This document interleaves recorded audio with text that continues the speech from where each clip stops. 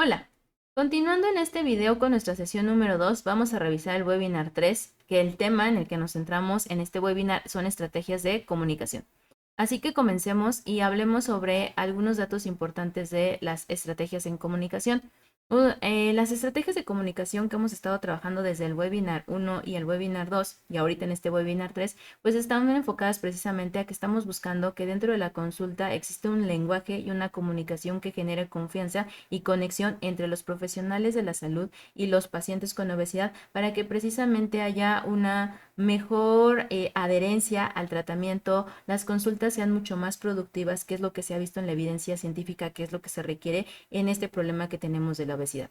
Datos importantes que se pueden recomendar dentro de estrategias de la comunicación y que a veces ni siquiera nos ponemos a procesar como profesionales es el preguntarles a nuestros pacientes o el mencionarles si existe algo que podamos hacer para que se sientan mucho más cómodos en la consulta. A veces nosotros damos por hecho que nuestras consultas son excelentes y que el paciente pues se siente bastante bien y a lo mejor no es así o a lo mejor ni siquiera es algo de la consulta, a lo mejor el paciente necesita expresar algo que le sucedió y la consulta puede darse algunos minutos o un momento para que el paciente lo pueda expresar y a lo mejor el paciente se sienta más liberado y podamos continuar con una consulta sin meternos en terrenos que no nos correspondan. A lo mejor no somos profesionales de la psicología, pero sí podemos hacer un poco de contención en lo que está trabajando nuestro paciente en este momento que está pasando y a lo mejor si es necesario hasta canalizarlo precisamente con las áreas correspondientes de la salud mental.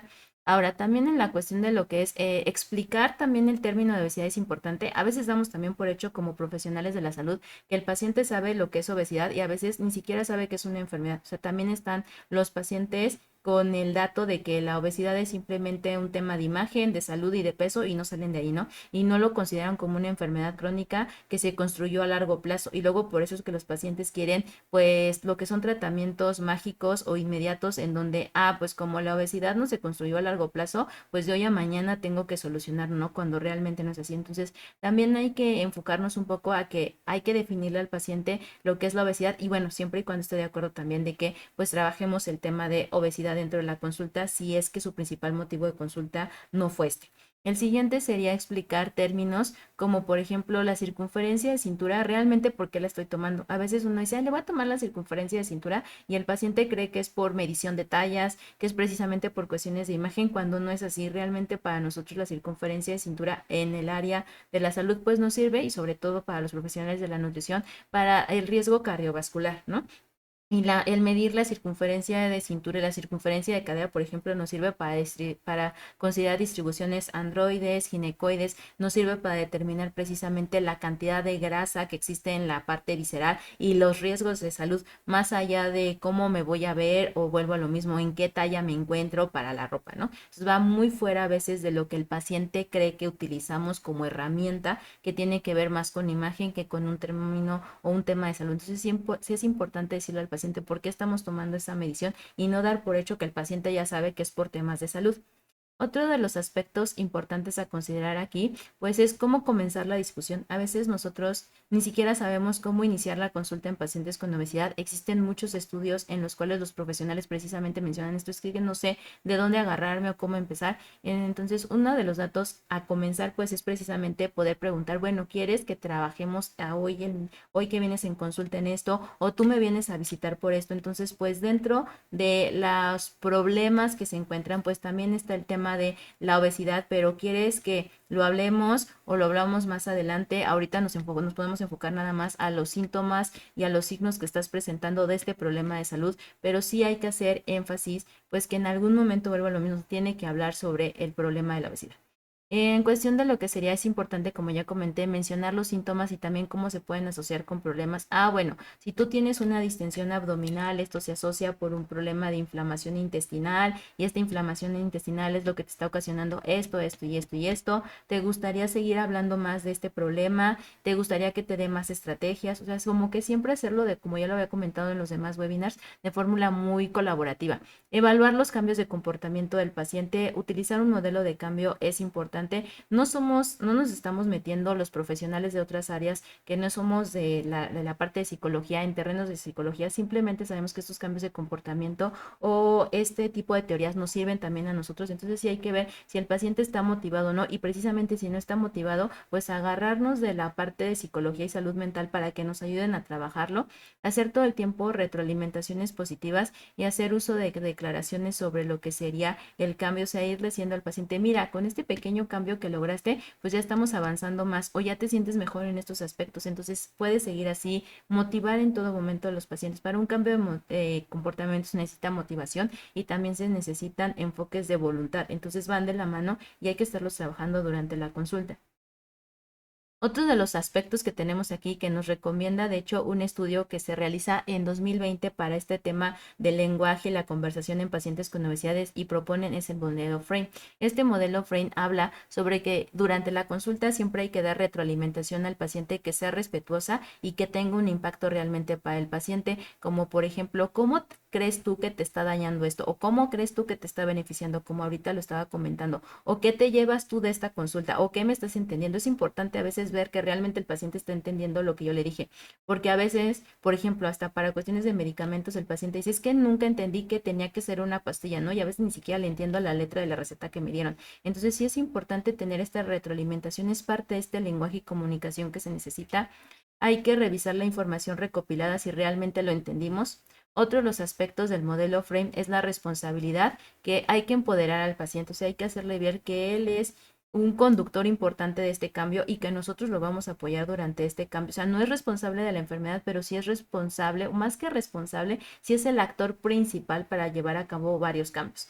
El siguiente sería el tema de los consejos, que los consejos sean claros y directos, no estarle rebuscando al paciente y precisamente la retroalimentación nos deja ver si fueron claros o no nuestros consejos, que el paciente tome decisiones finales en el área de medicina a lo mejor sí es más complicado por el tema de los fármacos, pero en otras áreas como psicología o como nutrición o a lo mejor hasta fisioterapia podemos abrir un abanico de, bueno, nosotros podemos trabajar este tipo de estrategia, ¿no? Las metas. Entonces, ¿estás de acuerdo en que trabajemos en los próximos 15 días o en las próximas 3 semanas con este tipo de plan de alimentación? ¿Qué quieres que se le modifique? ¿O vamos a estar trabajando con la reducción en el consumo de azúcares? ¿O vamos a estar trabajando en la reducción en el consumo de bebidas azucaradas, refrescos y demás? O sea, abrir como estas posibilidades dentro de que nuestra área de la que trabajamos, pues sí se pueda dar. Hay momentos en donde nos queda claro que no se puede dar porque necesita un medicamento y se lo tiene que tomar, pero sí hacer como un poco colaborativo de, bueno,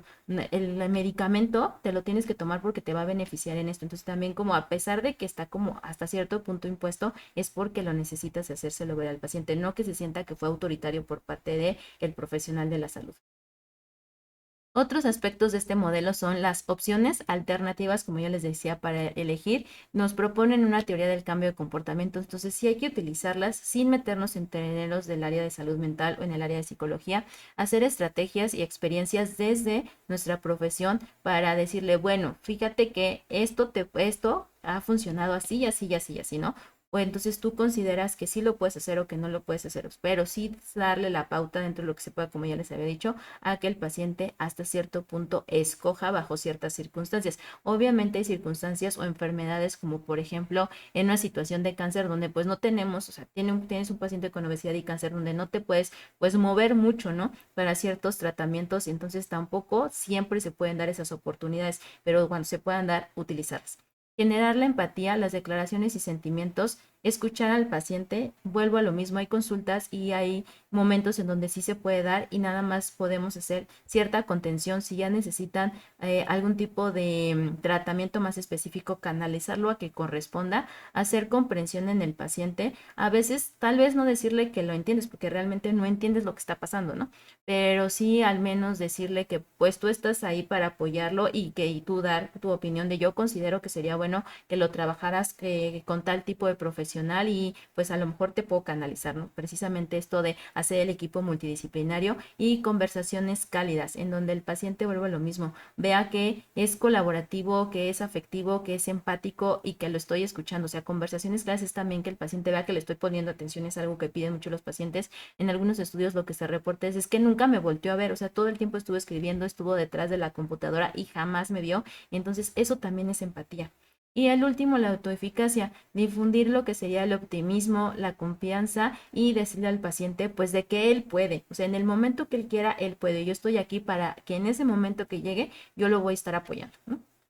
Y bueno, en cuestiones de lo que sería la escucha y el comprender, pues tenemos precisamente la escucha activa, ya lo había mencionado anteriormente, la entrevista motivacional. Esas son herramientas que tenemos hoy en día de escuchar y comprender. Obviamente la entrevista motivacional pues es una herramienta muy fuerte en el área de psicología. Nosotros la bajamos a nuestro nivel en cada profesión que le corresponda. En el caso de nutrición pues la utilizas para ver qué está afectando el cambio de alimentación y si existe, vuelvo a lo mismo, un problema de una magnitud más fuerte que no lo puede manejar nutrición, pues canalizarlo a psicología para que nos apoye y nutrición pues puede ir avanzando también de la mano de psicología. Entonces, dentro de esta escucha y comprensión es la elección de las influencias del entorno, también es el entender si el entorno es favorable para el tratamiento que le estoy proponiendo al paciente, bajándolo otra vez a cuestiones de los profesionales de la nutrición, pues realmente ver si la alimentación que le estoy proponiendo, el plan de intervención, pues es adecuado en los entornos donde está. El a lo mejor decirle tienes que hacer 8 comidas realmente es favorable para una persona que está todo el día metida en una oficina trabajando. Entonces, como son ese tipo de aspectos que hay que hacer un poco de conciencia de ver realmente dónde está parado nuestro paciente y si el tratamiento que se le está ofreciendo es viable y qué opciones le puede hacer para que sea más viable. El siguiente es el de conocer un poco la dinámica familiar, las relaciones interpersonales para ver un poco la parte de precisamente el estigma, del sesgo de peso, la carga emocional que puede traer nuestro paciente, los factores que le pueden estar estresando, entre otros. Vuelvo a lo mismo y lo sabemos, en el tema de obesidad necesitamos contención y necesitamos tratamiento en salud mental. Entonces, el tener esto no es que lo vamos a trabajar nosotros propiamente, sino vuelvo a repetirlo, el poderlo canalizar y llevar con otro tipo de profesional que sí lo puede ser. No hacer, bueno, trabajar las normas subjetivas de la sociedad y el apoyo, quién lo está apoyando, es mucho más favorable y trabajamos mejor cuando la familia está apoyando o las redes cercanas al paciente lo están haciendo y los impactos que esto puede tener en su vida y los traumas. Vuelvo a lo mismo, porque a veces el problema no es que no puedan seguir el tratamiento, que como no han trabajado esto en los lugares apropiados, entonces pues no pueden avanzar en nutrición, no pueden avanzar en fisioterapia, no pueden avanzar en medicina. ¿Por qué? Pues porque necesitan un tratamiento en el área de salud mental y entonces primero tienen que trabajar esto para poder seguir trabajando lo demás. Eso es también escuchar y comprender, ver qué necesidades tiene el paciente, porque a lo mejor ahorita mi intervención no es la principal. ¿Por qué? Porque se necesita intervención en otra área de la salud que ahorita es primordial. Y bueno, algunos mensajes incorrectos que debemos de tener cuidado de nuestros pacientes son, por ejemplo, el ¿por qué ha subido tanto de peso? O sea, no es un comentario. De hecho, a ninguna persona le podemos hacer este tipo de comentarios porque nos estamos metiendo en una cuestión personal y es bastante agresivo. Y entonces esto hace un juicio que duele y lo han dicho los pacientes. Y no nada más los pacientes, todas las personas no podemos hacer juicios sobre la imagen corporal de nadie porque podemos ocasionar muchos problemas de trastornos. La siguiente es, no debe de comer eso porque sube de peso. No podemos adjudicar que ciertas situaciones son las que hacen que suban del peso y el peso no es lo primordial, ¿no? Y entonces esto lo que sigue perpetuando es culpar a la persona por el tema de su enfermedad y la otra sería cómo es su control de peso. Esto supone que la persona puede controlar, ¿no? Entonces vuelvo a lo mismo, frases que para nosotros son tan cotidianas ya no lo deben de ser. ¿Por qué? ¿Por qué lo podemos cambiar esto? Pues primero lo podemos cambiar en que no es la suma de sus kilos, sino son los esfuerzos lo más importantes, ¿no? O sea, no es que los kilos sean, no es que los kilos no sean un dato primordial, o sea, los kilos son parte de una evaluación antropométrica, pero no es el único eje en el que me voy a centrar, ¿no? Porque de repente también se pierde como la cuestión, entonces nunca lo voy a pesar. Sí se puede pesar, pero no son el eje principal y hay momentos donde vas a necesitar a lo mejor el peso. En el ejemplo de una etapa de la vida, en el embarazo tú necesitas necesitas ver las ganancias de peso de la paciente porque es parte de lo que se requiere, ¿no? En ciertos pacientes necesitas tomar el peso porque es parte de lo que se requiere, pero no estás centrado en eso, o sea, no es lo principal, no la báscula es la única verdad que tenemos. O sea, es parte de todo un conjunto de evaluación que se hace y eso tiene que quedar claro tanto a nosotros como profesionales como a los pacientes, pero me importa o sea, me importa más el esfuerzo que hiciste de caminé 10 minutos, vuelvo a lo mismo, a lo que diga la báscula, ¿no? No es un poco entender esa diferencia. La siguiente, hay muchas razones por las que uno come, que no nada más es porque tienes falta de voluntad, puede ser por el estrés de la vida laboral, porque tuviste algún problema. Entonces, eso es lo que necesitamos valorar en consulta, vuelvo a lo mismo, porque entonces ya no está a lo mejor dentro de mis manos como profesional de la nutrición el problema, sino tienes que trabajarlo, vuelvo a lo mismo, en el área de psicología o a lo mejor hasta psiquiatría, para que entonces podamos tener una mejor relación, si lo queremos ver con eso, con la comida y la alimentación que estás teniendo. La siguiente, podemos hablar durante unos minutos sobre su peso para tener una mejor idea de cómo van las cosas. Este tipo de preguntas son las que se tienen que hacer. O sea, precisamente es como decirle, yo nada más quiero este dato para ver cómo vas, pero hay muchos más datos que te estoy evaluando, no me estoy centrando nada más en esto.